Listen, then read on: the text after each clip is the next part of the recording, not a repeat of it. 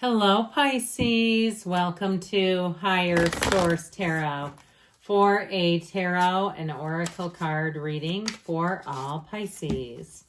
All right, let us get started here right away with these lovely holiday oracle cards, and then we'll take another oracle and a general tarot reading. You have the card of contemplation, okay? Perhaps if you have moments of solitude, those are good things for your energy. It breathes in the stillness of all that is, exhaling all that isn't. Coming from the ends of the starts and the highest of the lows, here I gasp for the answers to unfold. So I think of this in terms of even a visualization activity you can do, where you're breathing in white light and exhaling all the gray, cloudy, foggy, uncertain light from within, getting rid of it, divorcing yourself from any of those vibrational feelings, energies that you don't want. Lean into what you want. This will be a time of really coming into your own, coming from the ends of the starts. I love it. And the highest of the lows. So I feel like you're going to sail ahead. You're going to have a new beginning here, Pisces. Something here, though, it all begins with that energy of contemplation. Okay, not a bad thing.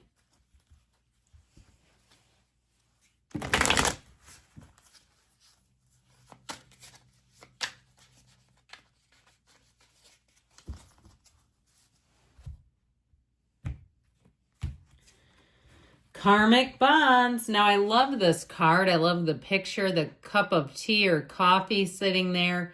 A pre-birth agreement to fulfill uncomfortable and binding relationships.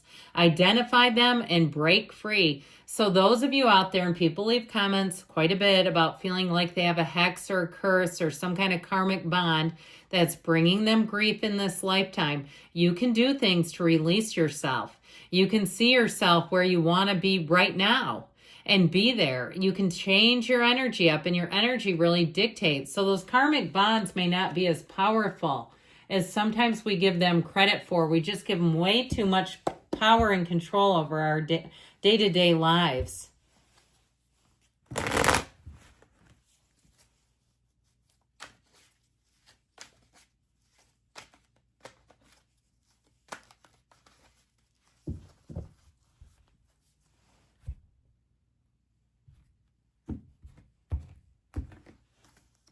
You have here the Seven of Cups, the Eight of Swords, a bit of uncertainty, the Sun, illumination, the truth coming out with justice, the Knight of Cups, the Star. I'm liking this a great deal for you. The King of Swords making a decision, and with the Emperor not looking back. Okay, you have a very solid, strong energy showing up here. Now, I think we'll do it like this. I love it when the star and the moon are in the same reading. There's something about them, such this celestial bodies coming in. And I keep hearing I did it my way, like Frank Sinatra. Now, with this, I do feel like you have the truth coming out. You have the red robe of desire twice here. So I feel like finally things are going to move forward after a bit of a hold up or uncertain energy. If it's something with a love relationship, you have somebody who comes in here strong. And I feel like they're quite flirtatious, but they really do want a commitment. You might at first sort of question that because their energy that just feels like it's a bit sappy, to be honest, like somebody who really is very romantic. And sometimes that, I think we can struggle in our day-to-day 2024, 2025 mindsets, right? About is this real or is it love bombing? I feel like this person means it for real. Now, you have great energies here in terms of making big gains, wish fulfillment, and really being in flow. So enjoy every single second of it. Now, in the beginning here with the Seven of Cups, the Daydreamer's Torment card, it's like first cousins with this Eight of Swords. These are not a great energy in terms of decisions.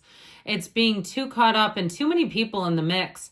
If it's something to do with a relationship and other people have been putting their 2 cents in the thing, I don't know why it's any of their business. Or if it's somebody around you who seems to kind of ambush you, pounce on you, they corner you to give you their advice on things that you have not asked for. You may have to set a boundary with this individual and mean it.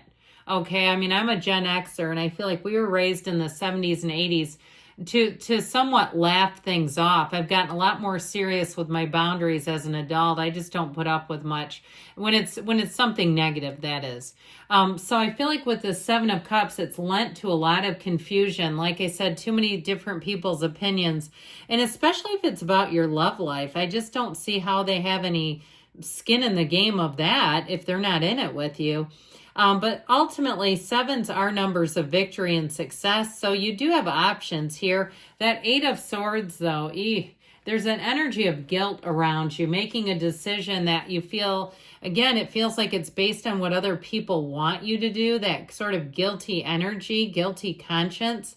You can break free of this anytime. And so if you've been living small to help other people, or if somebody has been down on their luck and you've been having some nice little breaks and wins and you don't want to talk to them about it because you feel like it's going to be rubbing it in their face, or even if you're going on a vacation and you kind of don't want them to know because they're struggling financially, or they guilt trip you about it and say, look, I need money right now and you're over here doing this and that. Look, it's your life. So I just feel like you have somebody around you that's related to this energy. And with this card, you have the whole peanut gallery back here.